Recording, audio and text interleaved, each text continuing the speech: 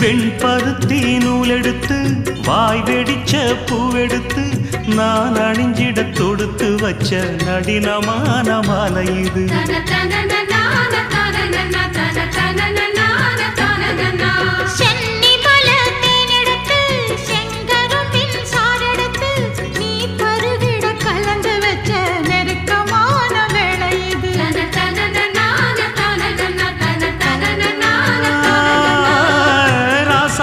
உடம்பிருக்கும் ரவிக்க துணி நானாக அன்னாடம் சூடி கொள்ள ஆசை வச்சாகாதா.